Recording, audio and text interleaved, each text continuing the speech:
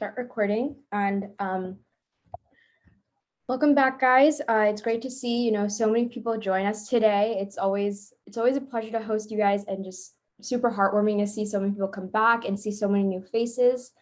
To start off, we're going to start off with our events. So this week we have our very own Professor Orlando talking about his new book that we will mention towards the end.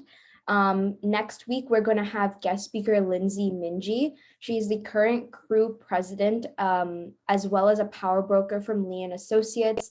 Power broking is like, it's like a power broker is like a different field, and we haven't really had someone talk about their time as a power broker. So it's going to be a really interesting conversation with her. We're still TBA on week 5, but we're working on it.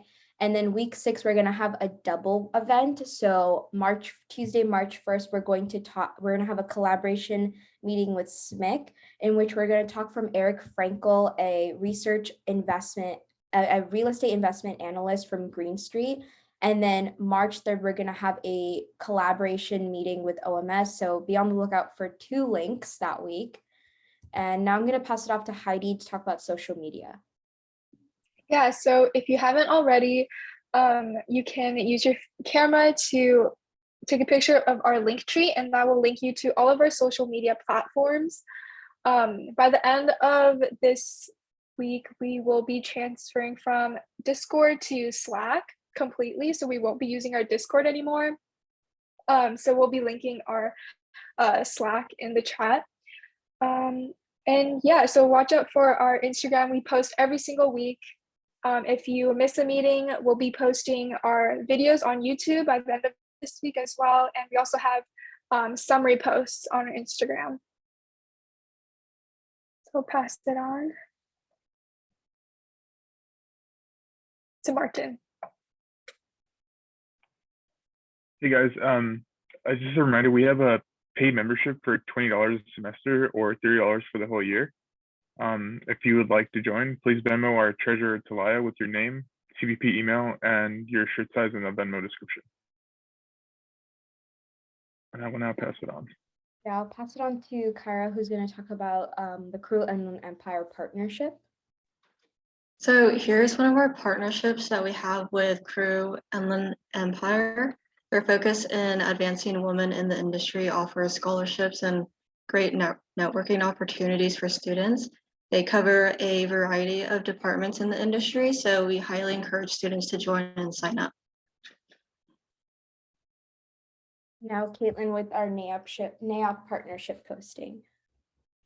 Okay, hello everyone. So we have a NAOP partnership, and we wanted to show you guys that we have a scholarship to provide for you guys. It's due actually on February 11th. So you must submit your resume, unofficial transcript, and have at least a 3.0 GPA. And you must have a letter of recommendation from CRE professor. This is an amazing opportunity for all of you guys. NAOP Inland Empire is a diverse group of individuals working in commercial real estate industry in the Inland Empire. So please check this out. It's an amazing opportunity, and apply before February 11th. Yeah, one thing to keep in mind is that this is due tomorrow, and you do need a letter of recommendation. So hopefully you guys have a professor who still would give a letter of rec so late, but 100% recommend, like, they're awarding 4 people a $5,000 scholarship, and then 2 others with a $2,500 scholarship. So it's a lot of money, and it can help you guys a lot. And now for the partnership posting. So ULI has their annual WLI networking event, which is called an Insight into Internship. This is a women's only, or it's kind of like Crew, where they're trying to bring more women into the industry. And so they're hosting that over Zoom now on February 23rd from 5 to 7:30 p.m. We're putting a link in the chat to apply, and all you need to do is just apply and send in a resume. I highly recommend this. I went a couple years back before COVID hit, and it's amazing. They have a panel discussion like at the bottom with leading CRE women, but on top of that, they use your preference and your resume to put you into different panelist groups where you are literally like sitting right next to like a leading person in CRE for that discussion. And so for me, I did something in real estate investing, and so I had like 4 people who are like the top in their company talking to us about their experience and how to get involved. And on top of that, with your resume, they will connect you with someone else in the industry for an informational interview. So like huge chance of networking with people, huge chance of getting a job or an internship from it. So it's a once a year opportunity, but it's like a great opportunity. And lastly, we are still have our eBoard applications open. So right now, we're actually going to, whoever's applied so far, we have sent emails to you all with the application and interview time. So if you haven't done so already, please email us back to secure our timing. And for those who are still interested in applying, we are keeping this open until this Sunday by 11:59. So after that, we're going to close it for the time being, and then we'll probably open it up again later. But if you want to join, don't hesitate. Like although we are currently looking for freshmen and junior standing, we are fine with seniors joining. And yeah, this is a great opportunity to learn what we do on the other side of REA. And it's a quick 2 to 3 minute long application. And so now I'm going to pass it off to Professor Orlando, who's going to be talking about his newest book, Keeping Races in Their Places, The Dividing Lines That Shape the American City. REA would really appreciate if we could keep the questions towards the end of the call. So if you guys have any questions, feel free to put them in the chat or raise your hand. But let's try to like keep them towards the end so that we can give Professor Orlando all the time he needs to present his book. So I'll pass it on to Professor Orlando. Thank you. And thanks for inviting me. I really appreciate REA hosting this. For the NAIOP scholarship, for any of my students out there, if you need a letter of recommendation, I know it's late notice, but I'm still happy to write one. So if you email me sometime this afternoon, I can do that for you by tonight. So just don't let that stop you. Okay, so can you enable screen sharing for me? Yes. So the REA leadership gave me some ideas for this talk that I really appreciate, because if you're a professor, one of the biggest problems you have is that you have to give the same talk over and over and over. You have to teach the same class every freaking year, and you have to find a way to not get bored doing it. So I've given a talk on this book too many times, and I'm kind of tired of it. And it's a very important project to me, but it's nice to mix it up a little bit. So one of the ideas that they had was, what if I talked not just about what's in the book, but about how it came about, found all the material and pulled it all together into this. So this is kind of a making of presentation. And for those of you who have any interest in writing or research or historical scholarship or anything like that, I hope this little behind the scenes peek is interesting to you. I'm still going to tell the story of what's in the book, but I'm going to do it a little bit more deconstructed, how I came to the story. So this is the book that you'll find if you go on Amazon, or Routledge is the publisher. You can find it on their website. And the way I want to go about it is with these steps. I was trying to think, what are the steps that led from first having anything close to an idea for this to writing the book. Now, I've never gotten through a slide deck on time in my life, so we'll see how many of these I actually get through, but this is the plan for today. The origin of this book starts with people other than me. Let's just be very clear. I may have written the book and done a lot of the research in it, but I didn't discover the maps that it's based on, and I certainly didn't digitize them. Everything that I was able to do in this book owes a big debt of gratitude to something called the Mapping Inequality Project. The Mapping Inequality Project is this really impressive effort where a number of universities, led by the University of Richmond as the leading university, but a number of universities came together and brought together all of these technical experts who could take maps that were just on paper and put them onto the computer screen. And I don't just mean scan them. I mean, actually turn them into data files so that you can tell exact latitude and longitude of every single little piece of every map. Where are all the lines and all the borders between different neighborhoods and so on? What are these maps and what is redlining? So for those of you who haven't heard me tell this story before, redlining was the official policy of the US federal government from the 1930s to the 1960s to instruct lenders to issue mortgages to some neighborhoods and not to others. Their argument for why they thought that was a good idea is something that I really explored a lot in the book. In retrospect, it sounds kind of crazy. It sounds like something, A, the government shouldn't really be in the business of doing, and B, we now know that they did it badly. They did it in a way that was very discriminatory. And not only was it discriminatory, but it had no economic logic. They might have been able to justify some of this discrimination if they could say, well, we had economic reasons. That wouldn't be a good explanation, but it would be an explanation. They didn't even have that. As I show in the book, there's no economic reasons for the neighborhoods that they picked being more or less creditworthy, more or less deserving of mortgages. So it's a pretty problematic part of our history. Now, if you are working in real estate, you've certainly heard of redlining. Anybody you talk to in real estate is going to know what redlining is. And if you are a scholar of real estate like I am, then you've probably read a good bit about it. So when I discovered the Mapping Inequality Project, I wasn't new to redlining. What was exciting about this is that for all of these cities that you see on the map here, they were able to make the maps usable for researchers like me. This is a big deal when you're a researcher. I get the question a lot from students, I know that you teach, but what else do you do? And I try not to take that as an insulting question, like the teaching isn't enough, or maybe I'm not doing it well enough. I need to be doing other things. Do I really? But I understand where it's coming from. The idea is most people honestly don't know a lot of what professors do. And there is more than teaching. For me, the biggest other thing that I do on my long list of projects at any given time is writing. I was writing long before I was teaching. I've always loved to write.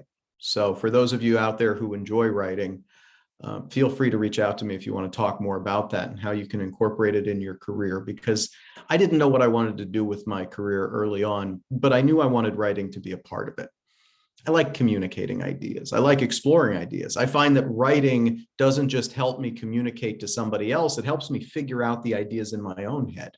If I have to structure my thoughts to communicate it to somebody else, suddenly I figure out where the holes in my logic are and where I need to do a little more searching to make sure I'm right about the opinions that I have. So when you become a professor, one of the things that you get to do, if you get hired by a good university and you get the opportunity to do it, is to write about the subject that you love. But the goal isn't just to write anything, it's to write something that's original and something that's interesting and will contribute to the body of knowledge out there.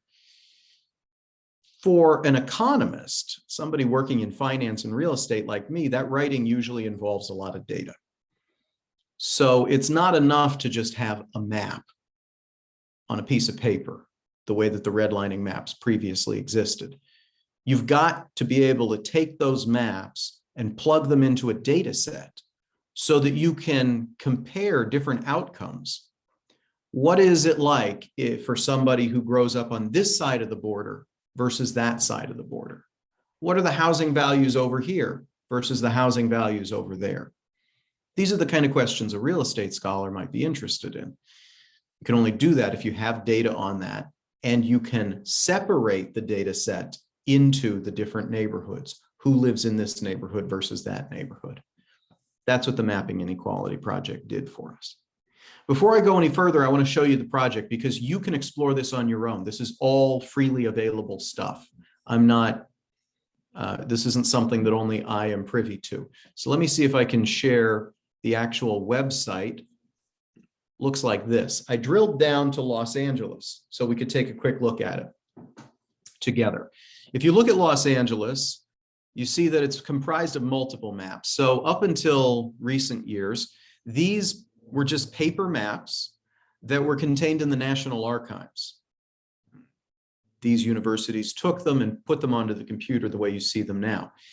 You can go on this website, which there's the long version here, but you can just type in mappinginequality.us and it'll bring you to this website. And you can zoom into any city that you want. If we zoom into Los Angeles, we can zoom in as close as we want to any of these neighborhoods, and then we can see how the redlining maps were drawn.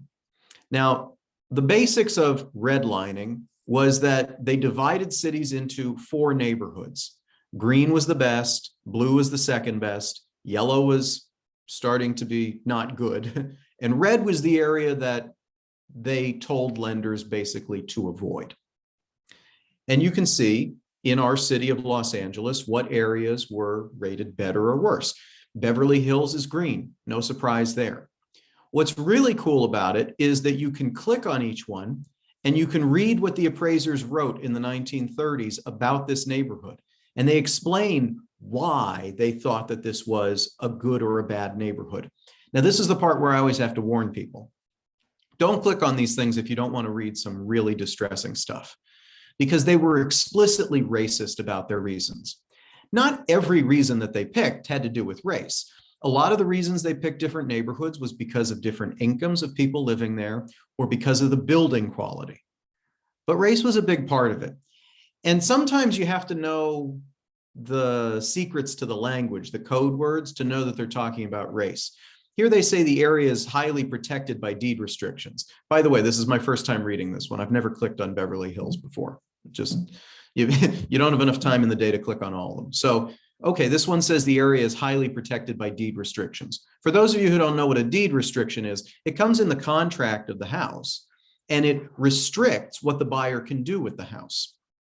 Deed restrictions were used back in those days, in the 1930s and before then, often to prevent the new homeowners from eventually selling the house to someone of an undesirable race or ethnicity. So you would often see deed restrictions written into the deed of the house that would say you can only sell this house to someone who is Caucasian, or you cannot sell this house to anyone who is Jewish. This was obviously explicitly, outrageously discriminatory in a way we would not find in any way tolerable today. But at the time, there were areas like Beverly Hills that had this. Why do they think this area should be green? This is the interesting thing. The appraisers decided this is a good area partly because of those deed restrictions. The fact that it's keeping other races out is what makes this area desirable to them. And it's what allows them to say to the lenders, give this area lots of capital, give it access to affordable mortgages, as opposed to red areas like this, where you see sentences like this. This is a melting pot area of Los Angeles, blighted, concentration of different races. These are the reasons why this receives the worst grade. And if you go down further, you'll see that they talk about things like infiltration, where they often talk about whether the demographics of a neighborhood is shifting. If they find, for example, that African Americans are moving into a neighborhood, they're more likely to rate it as the worst grade. And they explicitly talk about what are the demographics here for every single neighborhood, which just clues you into the fact that they don't just care about things like income. They care a lot about things like race and ethnicity.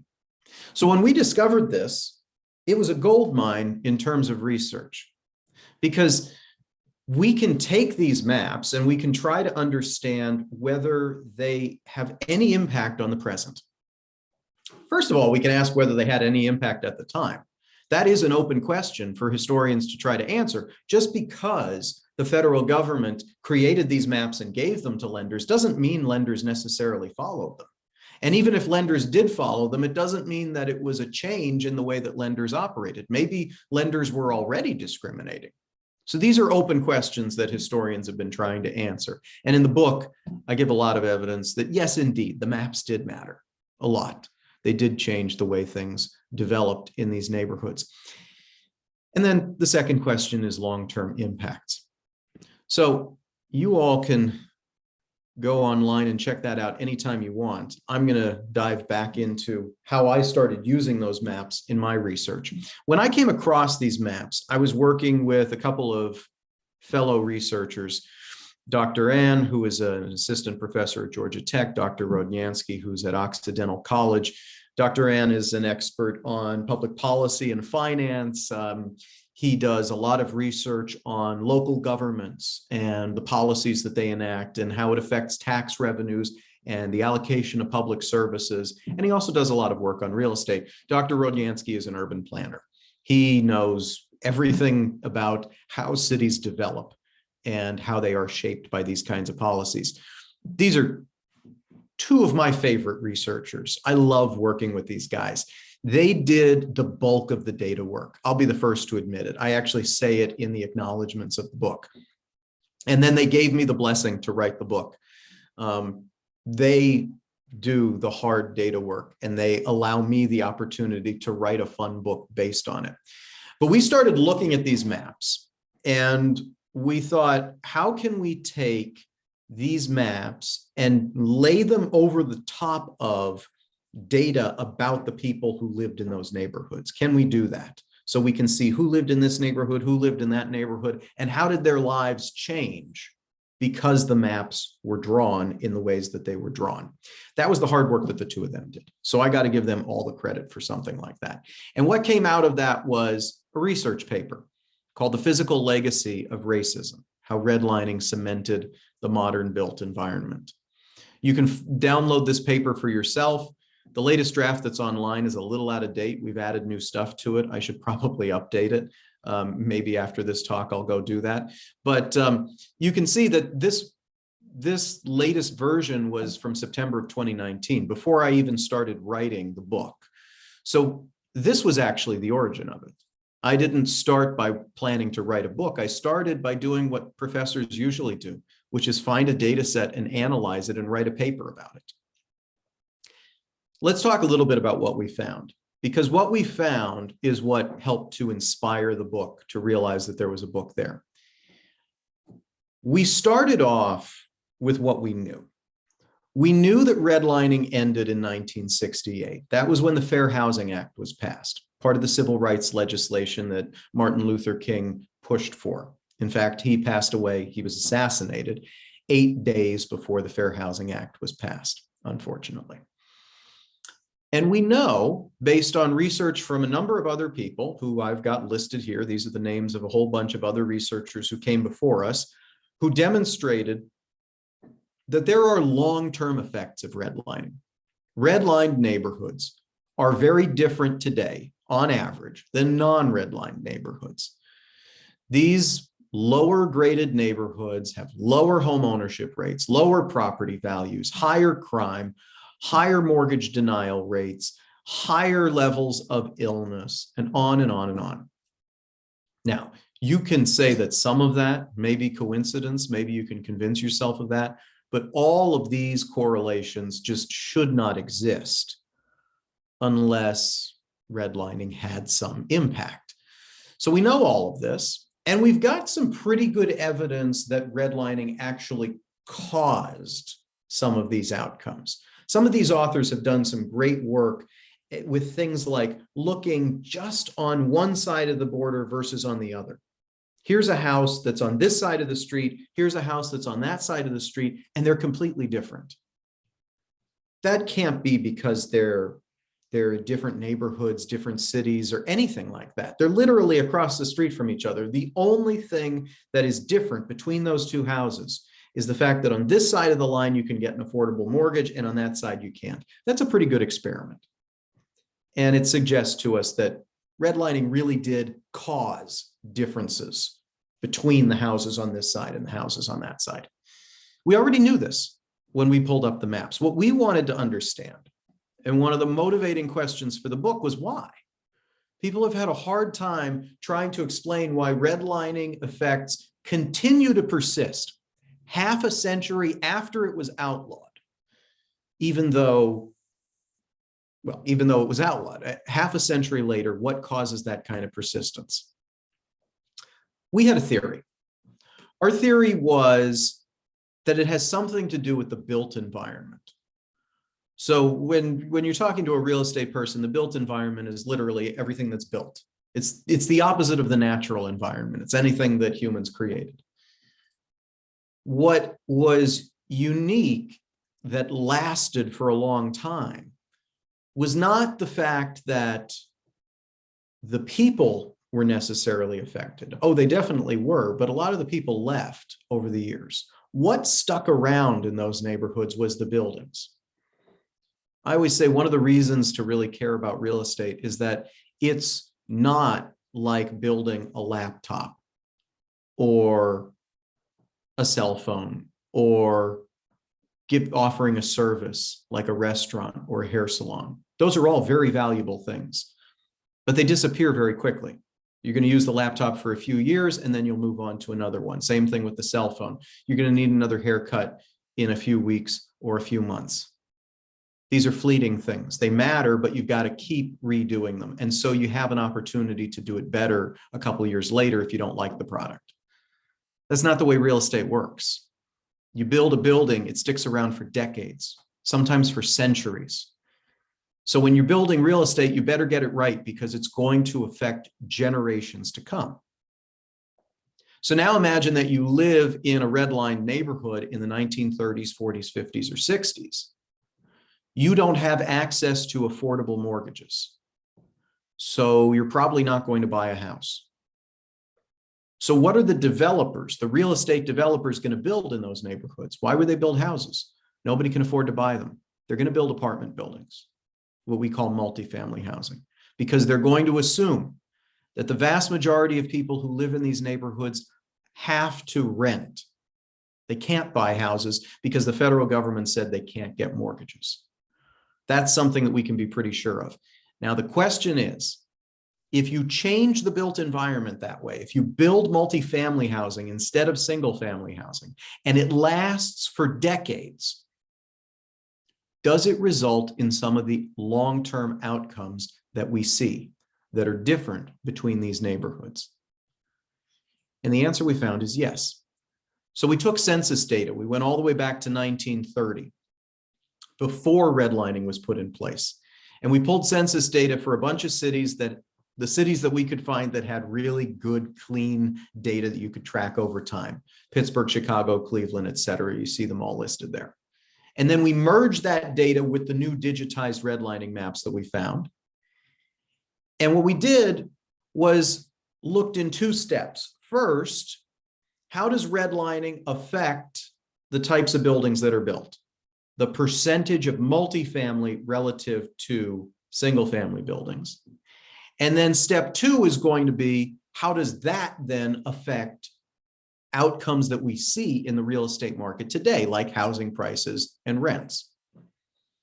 Now, what we see is controlling for what happened in 1930. In other words, this is the effect of redlining after 1930.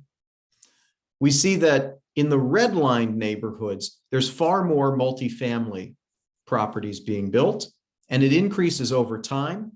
And long after redlining was outlawed, the redline neighborhoods still have far more multifamily properties proportionally than the areas that got quote unquote better grades. And this is controlling for where things were in 1930. So this is showing that these areas actually had an increase in multifamily after redlining was put in place. Okay, so it does seem like redlining resulted in less single family housing being built, more apartment buildings, no problem there, that makes sense.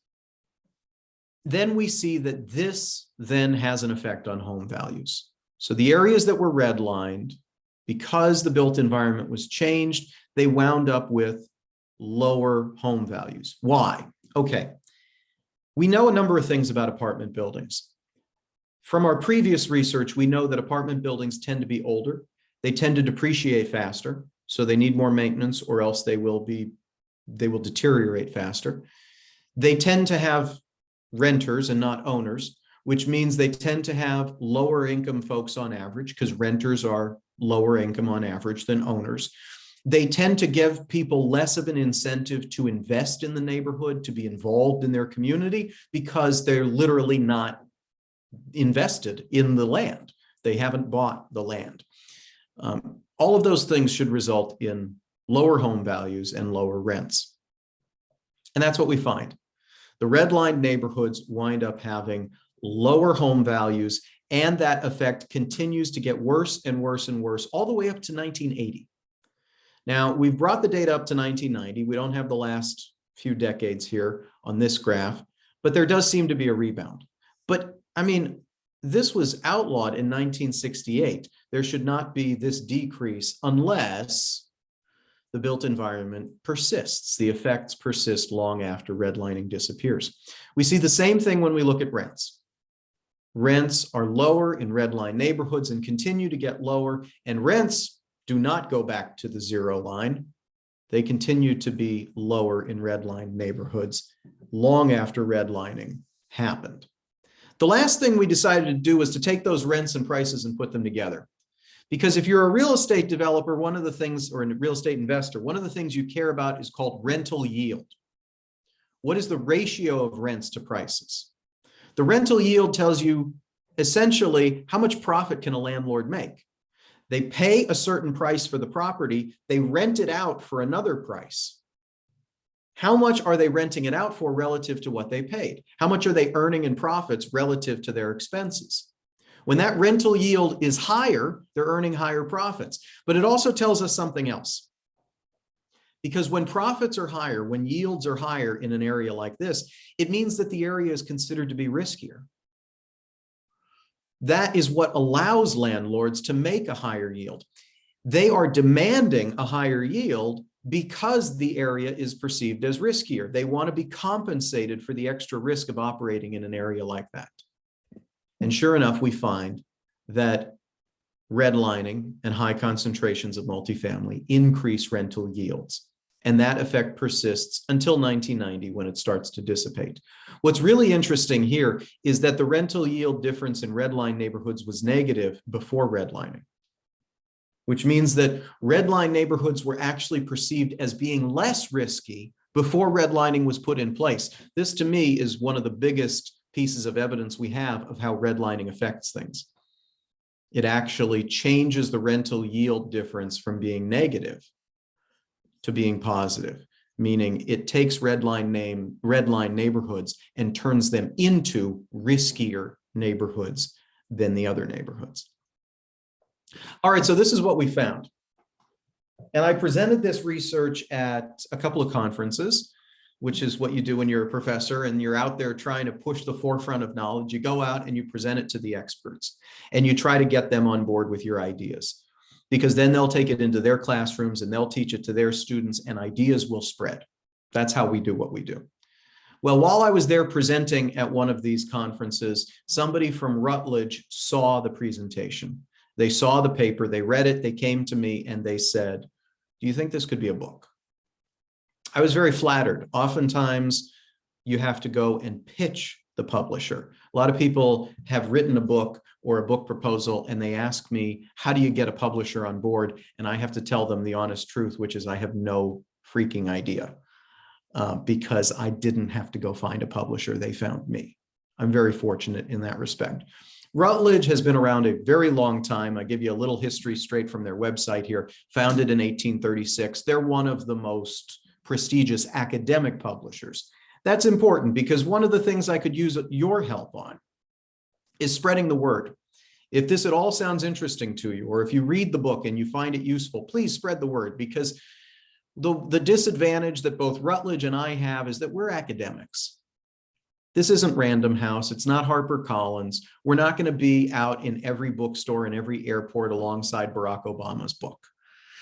What Rutledge is really good at is getting the book into universities. But I intentionally wrote a book that was different than most of the books that Rutledge publishes, When they came to me and asked me, is there a book here? I said, yes, but I don't want to write this book for other professors. I don't want it to be a technical book that's full of equations. I want it to be a book that my students want to read. I want it to be a book that everybody wants to read and can read, even if they don't know anything about real estate. And fortunately, I had a really, really wonderful editor named Chloe Lehman who said yes to all of that and guided me through the process. So what did that process look like? Well, I had to put together a book proposal, even though they came to me. Dr. Lehman and I worked together. She let me, of course, write the proposal. It's my book after all, but she came back with feedback, guided me through that process. And then she took that book proposal, which had all of these components that you see here, and she sent it out to a bunch of experts. It was completely blind, so I have no idea who the experts were, and I don't think they know my name either. It was that way, it's supposedly fair, right? There's no nepotism involved.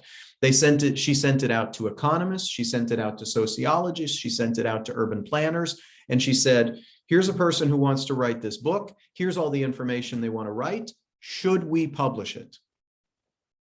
Basically, she wants to know before she convinces her company to stand behind me and to invest money in me, is it going to be worth their while?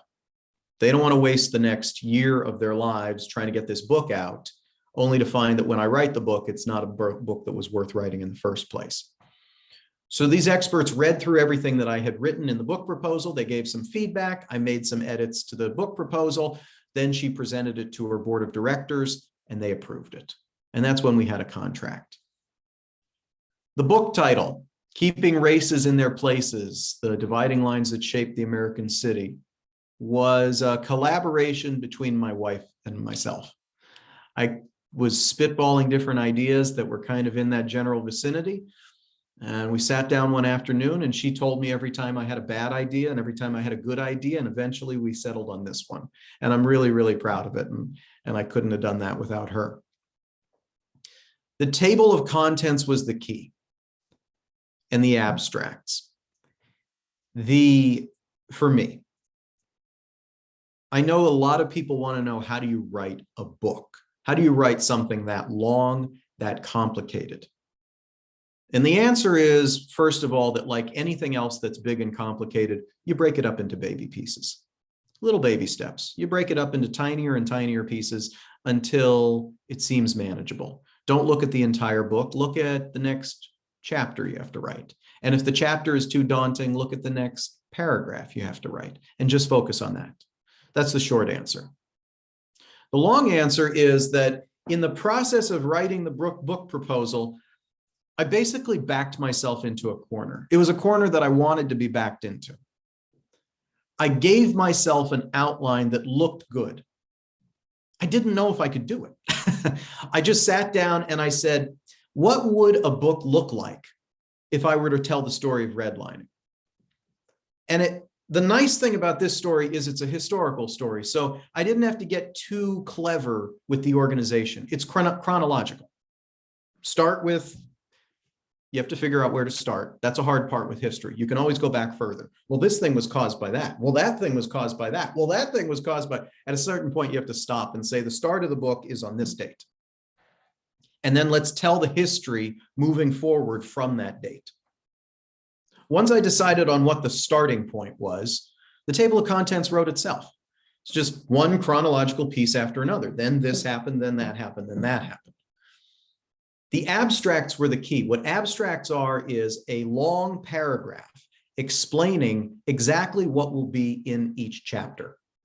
That's what the reviewers who were reviewing this that I mentioned, that's what they were really reacting to, because that's where I told them what they were going to read about in the book.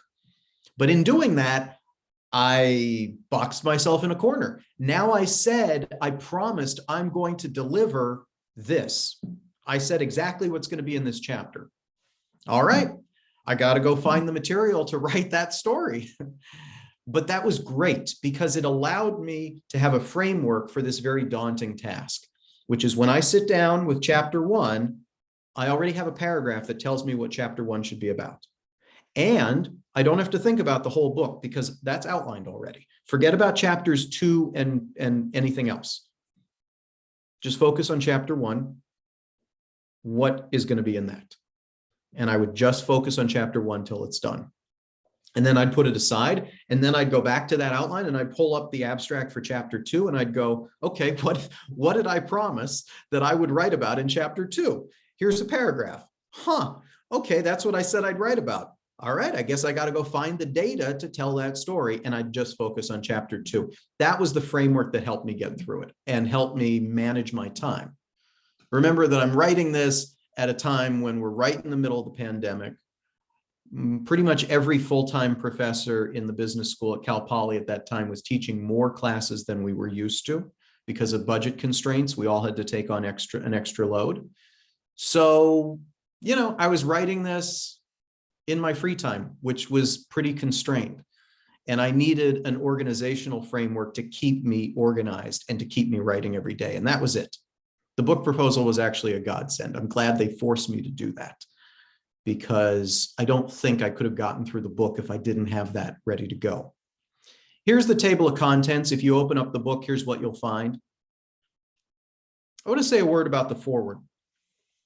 Raphael Bostic is a dear friend of mine, but he's a pretty prominent person in the world of housing and economics these days, because he's the president and CEO of the Federal Reserve Bank of Atlanta. He was the first Black president in the history of the Federal Reserve System. He now has been joined by someone new. Susan Collins just was announced yesterday as the new president and CEO of the Federal Reserve Bank of Boston. She will be the first Black woman to ever be a president in the Federal Reserve System. And she's a great choice. She's a brilliant, brilliant economist. Raphael has been thinking about these issues for a lot longer than I have. And he taught me a lot of what I know about this topic. And he inspired me to care about these types of issues. That was the first reason why I asked him to write the foreword. I didn't know if he would be able to do it, have the time, but he did. The second reason is because I wanted his blessing, in the sense that I wanted him to read the book and tell me if I was doing it right. And that is because one of the biggest psychological, emotional, and spiritual challenges I had in writing the book was knowing that I was writing about an issue that was not directly affecting me. This is a book about racism. It is a book about families that are not my family, experiencing oppression and injustice. And the last thing I wanted to do was to come across like I knew what that felt like, or that I could speak on behalf of people who have been through this history. I can't. And I was very clear in the language that I put in the book to not do that. I'm a researcher. I know data, and I will tell the story that the data allows me to tell. And whenever possible, I will quote the people who lived through it so that they can speak for themselves. And I never try to put words in their mouth. I think that's a really important responsibility that I have to take seriously as an author and as a scholar. And to just make sure I did it right, I wanted someone like Raphael, who is both an expert in this topic and whose family lived through a lot of these things, as he talks about in the foreword, to tell me, yeah, you got the story right. So that made me feel very good that he gave his blessing in that way. And I think he wrote a beautiful foreword. And he was able to do what I couldn't do, to take all the data that I put into the book, and he was able to say, here's what it felt like for my ancestors to live through what Anthony is talking about in this book. So I think it adds a really important element to the book. There are two steps to the actual writing of a book like this. One is the researching and the other is the writing. The researching takes longer. I'm not going to say it's harder. I think the writing is harder, personally. I think of myself as a writer. I love writing. I've done a lot of it. This is not my first book, and it won't be my last. I'm working on a new one right now. But writing isn't easy for me. I think very hard about sentences, and there are days when I write nothing. So if you get the question, do you get writer's block? Yeah, most of the time. My default position is writer's block. Most days I look at the page and I don't like any of the sentences that I've come up with. So writing is harder, but it's also more gratifying. It's more fulfilling for me than the researching. The researching is a means to an end. It's fun to play with the data, but it means nothing until I can communicate it to somebody. The moment I can put it into words, it starts to take on a life. It feels real. There's a story behind it. For the researching, a lot of it was digging through scholarship that other people have done. So I like to just be very honest with people and say, when you're reading my book, I am standing on the shoulders of all the researchers who came before me. Part of my job when I was writing this book was to take all the great scholarship that's been done by experts who came before me that almost nobody had read and bringing it to everyone out there in the world. I was astonished at how many brilliant people had done research on redlining and on related topics, and then published that research in an academic journal that most people would never read. And it never made it into the newspapers, and it never made it into popular books, and it never even made it into a lot of classrooms. And that is an absolute tragedy. This is brilliant stuff. These people are detectives unearthing vital clues to how our society evolved and why we face problems that we still face. And it was a tree that fell in the forest and nobody heard it because it got published in a place where the only other people who read it were other professors. Well, I like reading those kind of journals because I am a professor. So I can read them and then put them into my narrative and help lend a microphone to these brilliant voices who may not have had that microphone previously. So a lot of researching for me was just uncovering what much smarter people than I have come up with and helping to weave those things together into a coherent narrative. To understand, my job was to take all the pieces that they'd already created and see how do the pieces fit together. That doesn't mean I didn't do my own original research. There's a lot of data in the book that is mine, but I think the most important stuff came from other scholars who came before me. I'm keeping an eye on the time. I've put a lot of stuff in here about the researching that I don't think I want to dive too deeply into. So I might skip over a few slides here so that we can get to the end. But if you have more questions about that, I can tell you. I think that one of the biggest surprises to me, one of the biggest shots of humility, was to realize just how little I knew about this topic. You sit down to write a book and you think, well, if I'm the one writing the book, I must know what I'm talking about. I must be an expert on this topic. I wasn't an expert until I finished writing the book. I'm not even sure I'm an expert now, but I certainly didn't know most of what's currently in the book. I knew enough to know where the story was, to know what the major plot points were and where the story was going. But I didn't know the characters who had led different movements during that history and guided our history in that direction. I didn't know what exactly the data had to say about how different people experienced that history. And so, like, this is one of my favorite characters in the book, a man named Richard R. Wright. If you've seen me present on this book before, I usually start with the story of his life. So I won't tell it now, but brilliant, courageous American who's been left out of our history textbooks. When I found his story, I went, holy cow, this story has to go in the book. It's integral. That was a discovery. I knew that housing was a key component of the Roaring Twenties because I'd studied it a little bit way back when I was in grad school getting my master's in economic history. I didn't realize just how crazy the bubble was in housing during the Roaring Twenties and how much evidence there is that it was one of the main factors causing the Great Depression.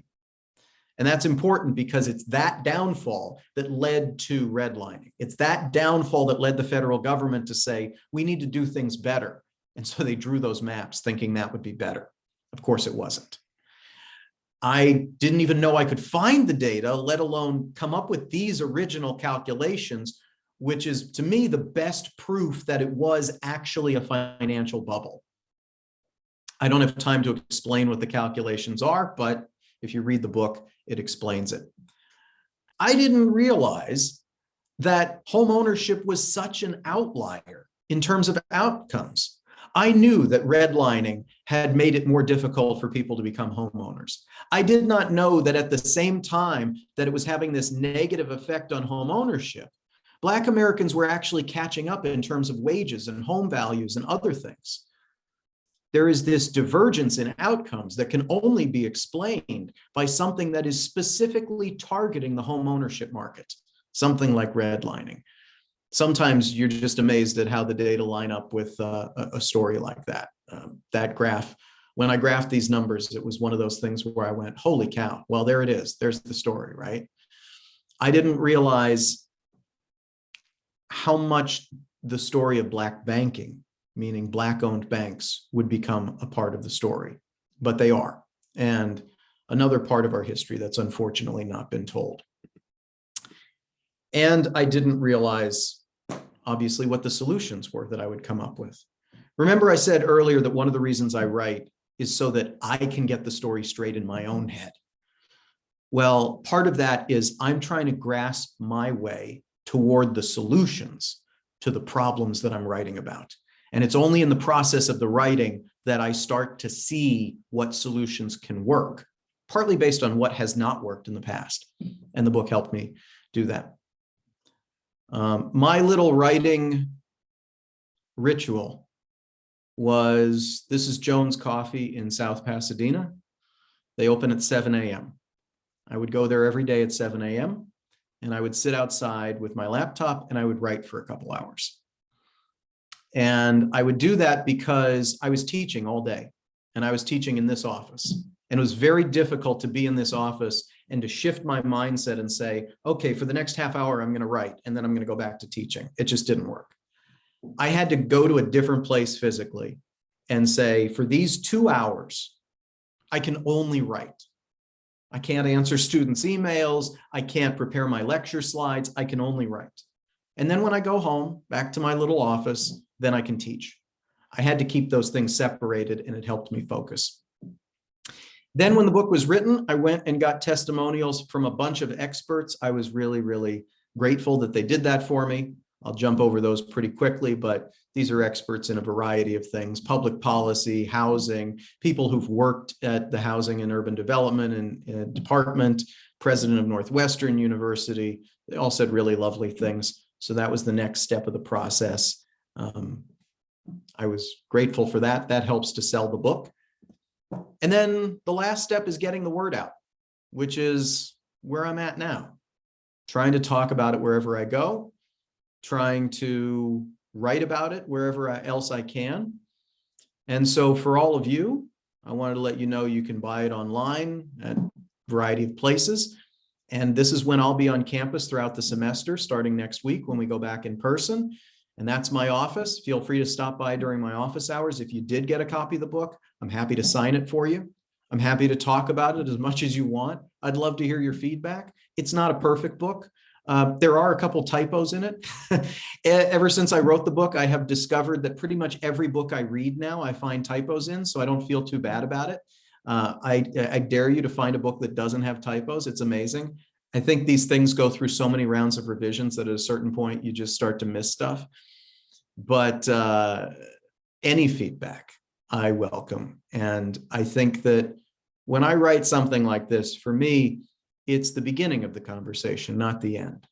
It's trying to start a conversation and change the debate rather than saying, this is the way things are, and now it's done.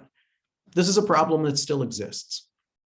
The black-white wealth gap, income inequality, lack of access to opportunity, concentrated poverty and crime, these things all exist. They're all around us. And some of them have gotten worse in recent decades. And a lot of it is because of the policies that I describe in this book and the mistakes that America made during this time period. So it has to be the beginning of a conversation about how to do better going forward. And I hope you find that it's useful to you in that regard. So thank you. I'll take a quick look at the chat, but I know that I've got a, yeah, it looks like you've thrown the mapping inequality thing up there. So that's great. Check it out. I know we're pretty much out of time, so REA can give you my email address. Any questions you have, feel free to email me. And thank you for this opportunity. I hope you found it interesting. Thank you, Professor Orlando, for joining us. It's always a pleasure to have you be a guest speaker for us. And, you know, unfortunately, we are out of time, but like Professor said, he has his office hours open. So go ahead, pick his brain whenever you can. I'm pretty sure he'd be more than happy to hear about it. And yeah, thank you so much, Professor Orlando. The rest of us, like REA board, will be here for a few extra minutes in case anyone has questions. But other than that, thank you all for joining us, and we hope to see you next week.